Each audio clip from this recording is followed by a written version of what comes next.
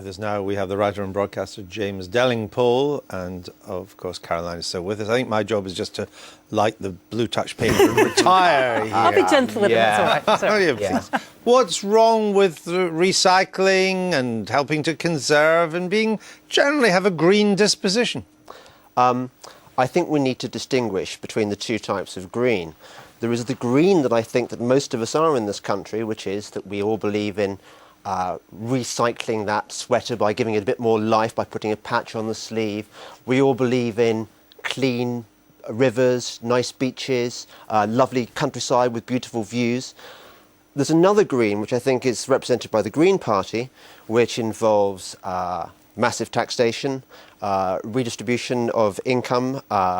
It involves essentially bombing our economy back to the Dark Ages and not even giving us that beautiful countryside because they're going to carpet in wind farms which are going to destroy every view for miles around. Do you feel better for saying that now? Well, it's obviously been in your mind for some time. It's true, Caroline. It's not true, James. Let her reply.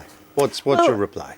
I don't know if you want me to answer that or to answer some of the issues from the film, but let's deal with Mr. Delingpole, since he's here and you've not met before. It's in your manifesto, for God's sake, Caroline. And he's been tweeting saying that he's looking forward to meeting the cuddly Caroline. So there we go. Cuddly, non-extreme Caroline, yeah. Exactly, so that's fine. I mean, what you're saying is just ludicrous. The essential bits of green politics is about ensuring that it's easier for people to make green choices. That means to say, contrary to the government, we're not actually lambasting people for not recycling enough and so forth, because it's actually quite difficult still in some places to recycle. It doesn't get collected on time. You're left with, as I have been, a whole sort of plastic box full of extremely wet newspaper that you have to go and sort of dry out because they haven't actually collected it and it's rained.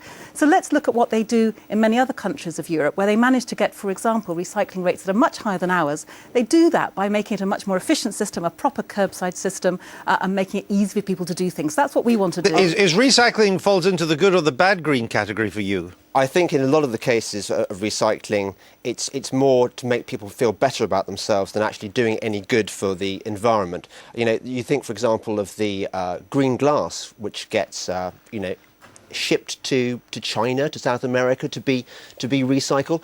If the energy used to recycle doesn't actually, if you use more energy than you save, I don't think that's a very good example to set. Perfect. We found something to agree on. Because we why always. You're here. Sorry. But no, can I just finish? Because I want to say that, we always say that at the top of the sort of hierarchy of waste is reusing things. I think there has been an over-focus on recycling things when in some cases, for example, glass bottles, reusing would be far better. Do you remember the old days when we used to take it back? I remember as a kid, you used to get some money back if you took the empty bottle. And we are incredibly wasteful. This is a distraction. Before I came here, I read the Green Party manifesto.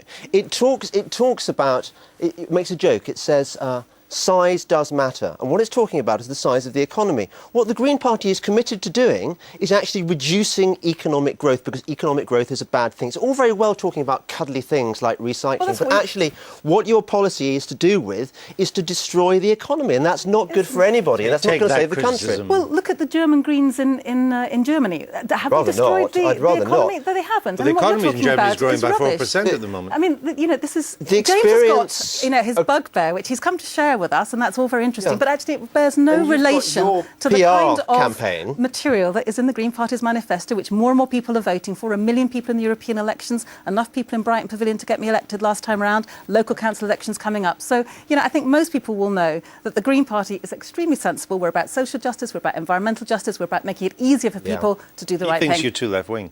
I think you're a watermelon. I think you're green on the outside and red on the inside, Caroline. I don't have a problem with that, James. Oh, well, there you go. Well, that was distinctly unilluminating, but never mind. We'll have the fight outside. It's all right. Yeah.